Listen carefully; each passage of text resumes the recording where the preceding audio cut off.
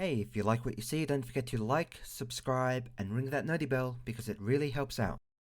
For as long as I can remember, I've never really cared for Superman, whether it was the animated Justice League series that aired in the early 2000s, or the scattered Superman-centric cartoons, shows, and films that filled the superhero media landscape I grew up with. Nothing about the character ever clicked with me because he always, at least to me, felt bland, overpowered, overly virtuous, and stripped of the inner turmoil that made other heroes feel more human, relatable, and intriguing. There was no edge, no meaningful vulnerability and emotional messiness that I wanted to latch onto. While Batman brooded and Spider-Man wrestled with responsibility, Superman just floated there like a perfect being in blue spandex, saving kittens from trees and throwing generic punches at forgettable villains. He was the superhero equivalent of plain toast. Reliable, sure, but plainly uninteresting. I never hated Superman, but I certainly never found anything to love either. That sense of emotional distance grew with me, solidifying into a quiet dismissal that made me roll my eyes at the mere mention of yet another Superman reboot or cinematic attempt to make him relevant again. And yet, despite that lifelong apathy, I find myself unable to deny that Superman the movie, released in '78, holds a strange, undeniable charm. Even I, someone so long delusioned with the character's simplistic moral compass and godlike nature, can enjoy Richard Donner's version of the Man of Steel. There's something about the way the film embraces earnestness without embarrassment, how it leans into the mythic grandeur of Superman without ever slipping into irony or self-consciousness or god complexes like later films. Maybe it's the hopeful score by John Williams that soars with genuine optimism, or the way Christopher Reeve portrays Clark Kent and Superman as two wholly distinct yet equally lovable personas. Perhaps it's the comforting sincerity of a story that believes wholeheartedly in heroism as a force for good in the world. Whatever the case, this movie manages to do something that so many others have failed to do for me. It makes Superman not just palatable, but actually interesting. For the first time, I could see what others had seen all along. I could understand the awe, the warmth, the appeal of a symbol who stands for something simple yet timeless. It doesn't erase my old criticisms, but it does earn my respect, and surprisingly, my enjoyment. And so this video will delve into the positives I found in watching the original Superman movie, exploring the rare aspects where this version of the character broke through my skepticism and genuinely won me over.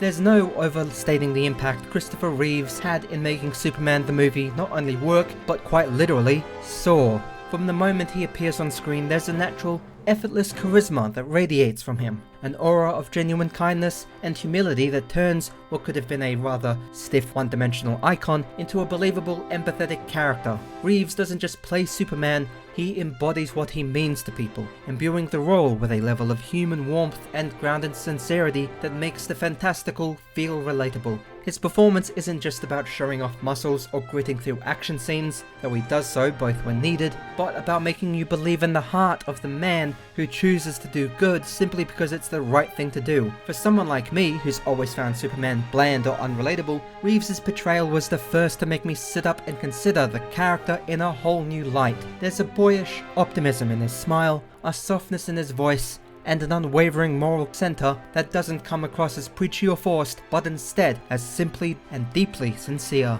What truly sets Reeve apart is his ability to make the duality of Clark and Superman feel like two fully realized, distinct personas. As Clark, Reeve taps into something comical yet endearing, awkward, bumbling, all elbows and nervous energy. It could have easily been played too broad or slapstick, but Reeve strikes a careful balance, using subtle body language and clever timing to portray Clark's clumsy charm while still making it believable that no one would suspect he's hiding a cape under his shirt. When he transitions into Superman, the change is almost mythical, not because of a costume, but because of how he carries himself. His posture straightens, his voice deepens with calm confidence, and there's a powerful serenity in his gaze. It's theatrical without being showy, and it reinforces the mythic idea of Superman while still maintaining the humanity that Reeves so masterfully infuses into the role.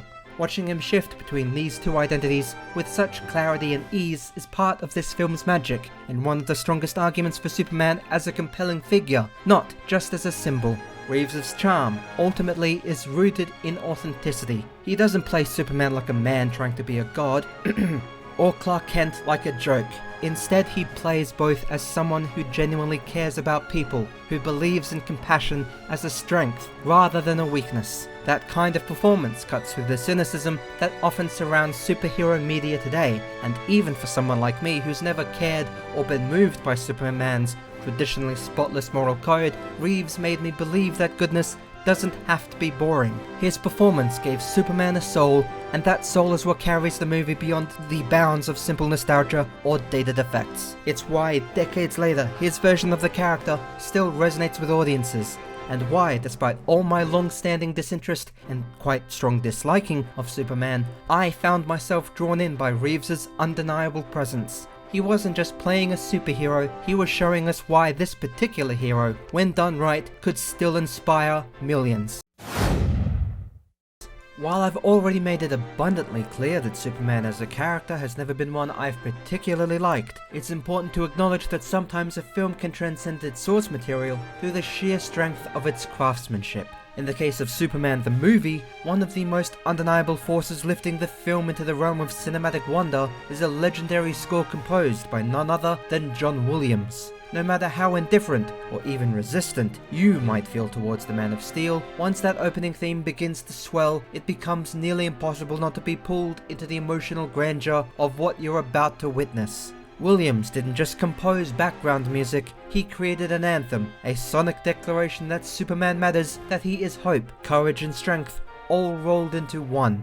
The main theme alone feels like it could lift the clouds off a rainy day, carrying an energy so triumphant and pure that even a skeptic like me can't help but get swept up in its swell.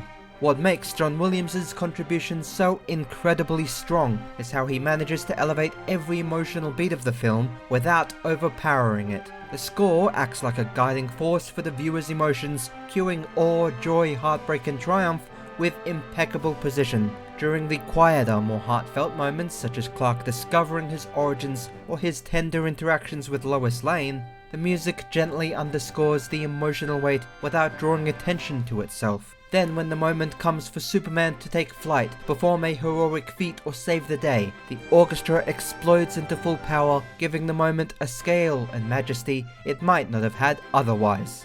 It's not just that the music is good, it's that it believes in the story it's telling. And when you're watching a movie about a flying alien who stands for truth and justice, you need that kind of unshakable musical conviction to sell the wonder of it all. Williams' score becomes the emotional spine of the film, reinforcing its sincerity and sweeping idealism in a way that even someone like me, who would usually tune out at the first sign of caped righteousness, has to admire. There's a reason that the theme has lived on for decades, referenced and reused in later Superman films and even television adaptations. It's genuinely iconic, but more than that, it taps into a very specific feeling, the childlike wonder of seeing something incredible and believing in it without question. I might not love Superman the way some fans do, but I do love what the music makes me feel. It makes me forget, if only for a moment, all the reasons I have always found Superman unrelatable or dull as dishwater, and instead lets me experience the sheer emotional joy of a well-told, heroic fantasy. Williams' score is the glue that holds the entire film together. It gives it gravitas, it gives it soul, and perhaps most impressively, it gives it the power to move even those who walked in rolling their eyes. It's not every day that a musical score can change your perspective on an entire character, but in the case of Superman the movie, John Williams made me believe in something I never thought I could: the magic of Superman. Every superhero story lives and dies by the strength of its supporting cast, and no character, except for maybe Lex Luthor, is more central to the character of Superman and his world than Lois Lane.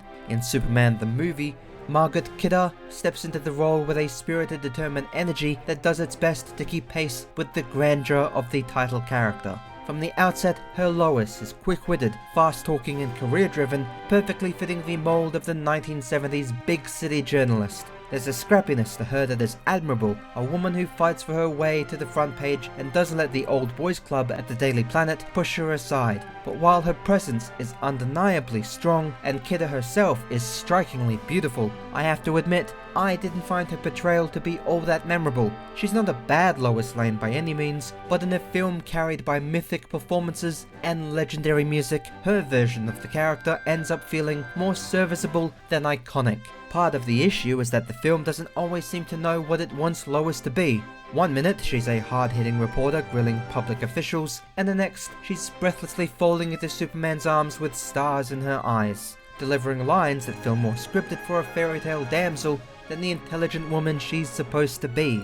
The writing, more than the performance, is what holds her back from standing among the greatest portrayals of Lois Lane. There are flashes of brilliance in her scenes, moments where she shows vulnerability or sparks genuine chemistry with Clark, but they are often undercut by the film's tendency to reduce her to the role of a wide-eyed love interest, particularly during the infamous "Can you read my mind?" flying sequence.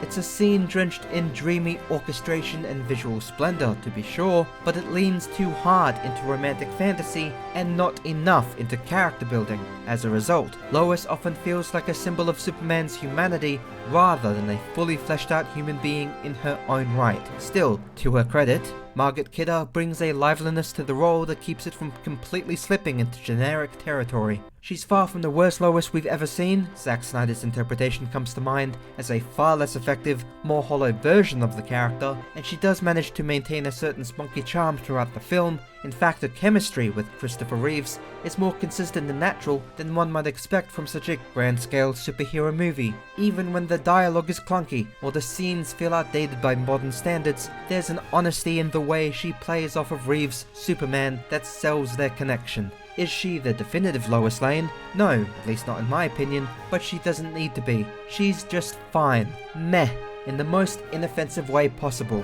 In a film where nearly everything else feels larger than life, her grounded and sometimes uneven portrayal serves as a functional, if not particularly memorable, anchor to the story's romantic core. Going into Superman the movie, I wasn't expecting much at all, certainly not enjoyment. My long-standing disinterest in Superman as a character, fueled by years of finding him unrelatable, overly perfect and frankly bland, had me thinking this would just be another outdated superhero flick that I'd watch out of curiosity and promptly forget. But instead, what I found was something far more endearing than I ever anticipated.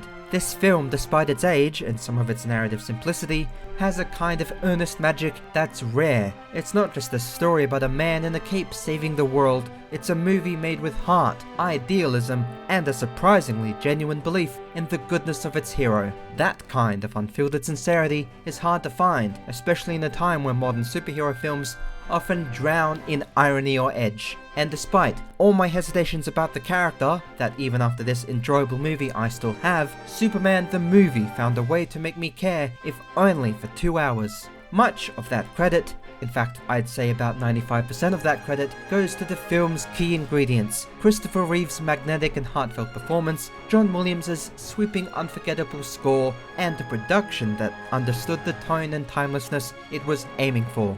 Even elements I was more lukewarm on, like the portrayal of Lois Lane, didn't drag the film down. Instead, they served as serviceable parts of a bigger, charming whole. This isn't the kind of film I expected to like, let alone revisit, but I have to admit, something about it just works. Maybe it's nostalgia for something simpler, maybe it's craftsmanship, maybe it's simply a film that knew exactly what it wanted to be and achieved it without cynicism or compromise. Is it a bird? Is it a plane? No, this is a film that's undeniably charming.